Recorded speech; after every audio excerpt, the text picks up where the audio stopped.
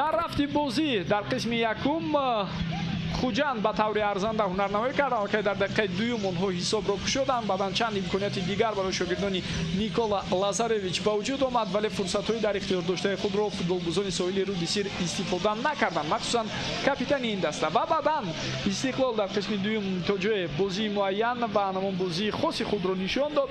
онҳо тавонистанд бо назму низоми муайяне дар бозии худ натиҷаи даркориро барои худ таъмин созанд. ва айни ҳол мо имкон дорем агар коргардон лаҳзаҳои голзаниро дар бозии имрӯза ҳам такроран намоиш медоданд, бисёр хуб мешуд, чун ба маросими албатта ҷоизасупорӣ ҳам омода мешаванд.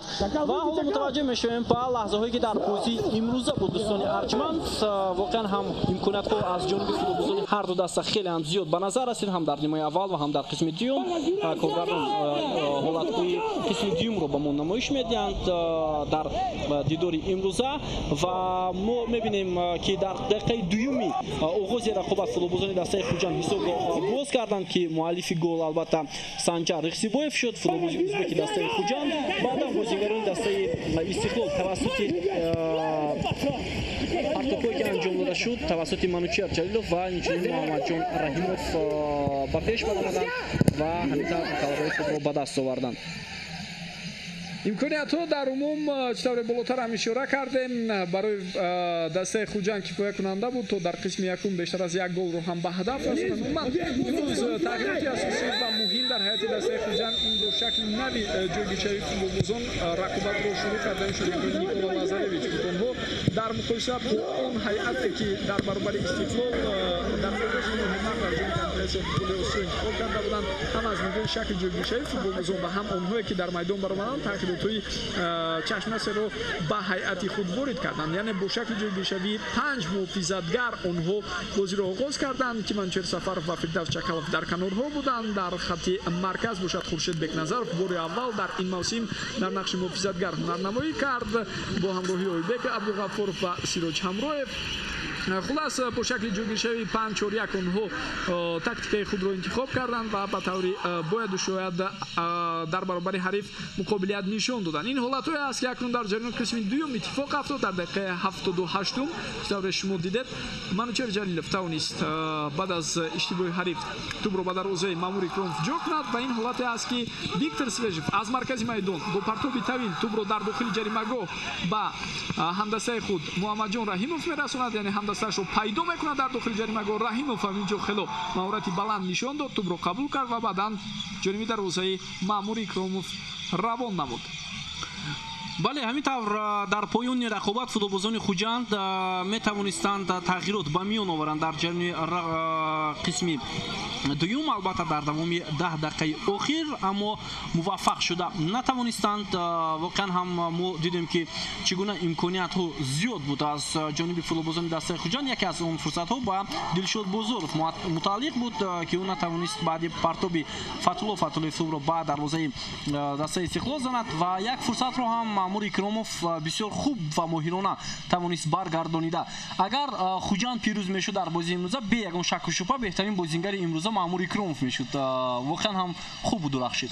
хуб акнун суол ин аст ки бобо киро беҳтарин футболбози ин дидор интихоб мекунанд? шояд яке аз он нафароне ки дар бозии имрӯза гол зад ё Муҳаммадҷон Раҳимов ё Манучер Ҷалилов, вале бозии Эҳсон ҳам хуб буд дар дидори имрӯза.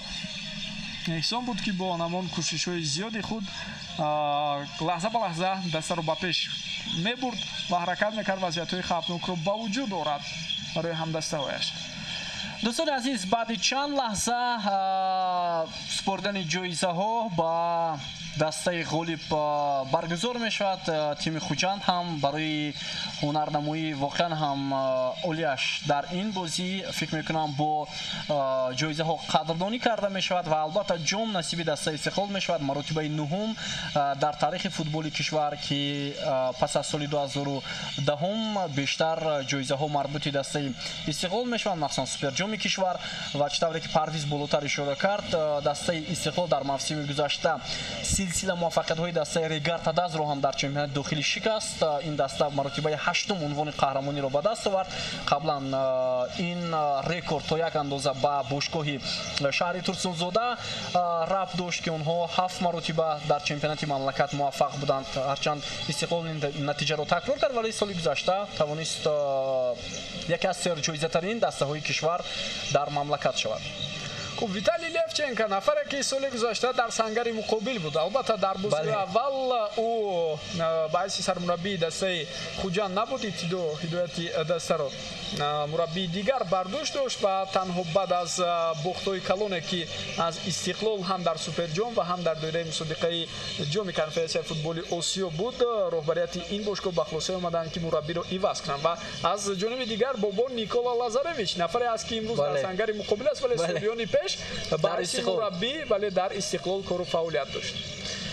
бале воқеан ҳам Виталий Левченко бо фаъолияташ дар дастаи Хуҷанд бисёр чизҳоро иваз кард, махсусан шакли бозии ин дастаро дар чемпионати мамлакат ва махсусан дар ҷоми конференсияи футболи Осиё дигар сохт ки дастаи Хуҷанд ҳатто дар як бози Истиқлолро шикаст дод дар майдони худ, дар рақобат бо Додой ҳам хуб бозӣ карда буд ва дар чемпионати мамлакат ҳам то як андоза рақобат кард то поёни анҷоми мавсими чемпионат, вале билохира зинаи дюймро ба даст овард ва давоми 2 соли ахир дастаи Хуҷанд то як андоза мубориза бурда истодааст муқобили тими пурқуввати кишвари Истиқлол, вале барои онҳо чизе намерасад, айни ҳол ки соҳиби медалҳои тилло шаванд.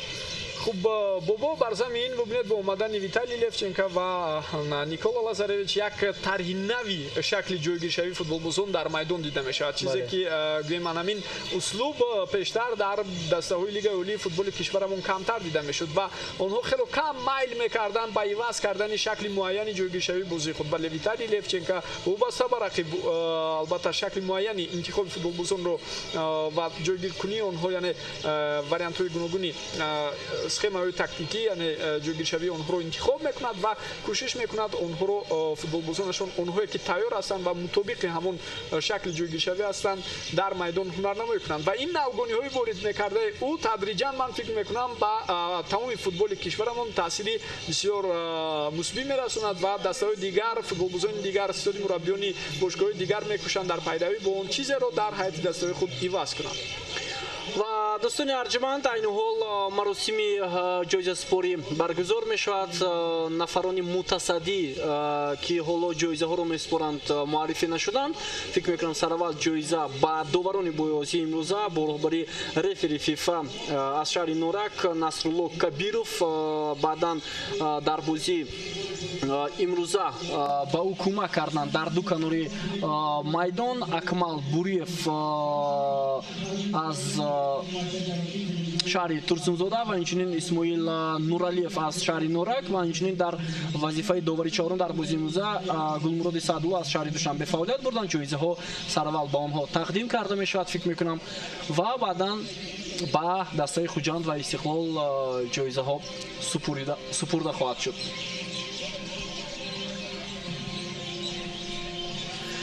ноиби президенти Федератсияи футболи Тоҷикистон Алишер Урунов, директори Академияи Федератсияи футболи Тоҷикистон Фатҳулло Ҷалилов, инчунин директори муассисаи давлатии телевизиони варзиш Нориён Парвиз ва директори генералии Лигаи миллии футболи Тоҷикистон Сайвалӣ Шухурбонов айни ҳол ҷоизаҳоро ба доварон ва инчунин дастаи Хуҷанд ва ғолиби мусобиқа бошгоҳи футболи Истиқлол месупоранд. читаро болотар бобо ишора кард, ибтидо гурӯҳи доварон даъват карда мешаванд. фикр мекунам дар бозии имрӯза ягон эроди ҷиддӣ дар бораи он қазовате ки онҳо карданд нест. Насрулло Кабиров, Акмал Буриев ва ҳамчунин Исмоил Нуралиев бо ҳамроҳии Гулмуроди Саъдулло ҳоло ҷоизаҳои махсуси худро қабул мекунанд. бале инҳо нафароне ҳастанд ки ҳайати доварони Тоҷикистонро дар мусобиқаҳои байналмилалӣ муаррифӣ мекунанд дар ҷоми конфедератсияи футболи осиё, лигаи қаҳрамонҳои осиё. Воқеан ҳам онҳо на танҳо дар майдон довари хуб ҳастанд, онҳо донандаи хуби забони англисӣ ҳастанд, ки ин чиз бештар барои фаъолият дар мусобиқаҳои байналмилалӣ ҳамин талабот барои онҳо, барои умуман доварон муҳим аст. хуб, акнун даъват карда мешавад Манучер Ҷалилов ва фикр мекунам ҷоизаи беҳтарин футболбози рақобати ниҳоиро маҳз ба ӯ медиҳад. бале, воқеан ҳам агар Хуҷанд пирӯз мешуд, албатта ин ҷоиза насиби нафари дигар мегардид ва ҳоло ҷоиза аз сӯи кумитаи тадорикот ба футболбоз Манучер Ҷалилов тақдим карда мешавад. ҷоизаро директори муассисаи давлати телевизиони варзиш Нуриён Парвиз ба беҳтарин бозингари ин суперҷом тақдим карданд. хуб, акнун даъват карда мешаванд футболбозони дастаи Хуҷанд то ин ки ҷоизаҳои худро ба даст оранд. воқеан бисёр бубинед дар чеҳра ва қиёфаи капитани ин тим Дилшод Бозоров ашк ва ғамро мо барало эҳсос мекунем. мо шояд пеш аз ҳама афсӯс аз он мехӯрад ки фурсатҳои дар ихтиёр доштаи худро истифода карда натавонистем. Дилшод Бозоров, Манучер Сафаров, Ойбек Абдуғафоров, Маъмур Икромов яке аз дарвозабонҳои бисёр ҳам хуб, ҳарчанд мо аз ӯ ин чизро интизор надоштем. Сироҷ Ҳамроев, Бахтиёр Чориев ки баъдан дар қисми дуюм иваз карда шуд. Комрони Мирзонажод имрӯз дар ҳайати асосии дастаи Хуҷанд бозӣ кард.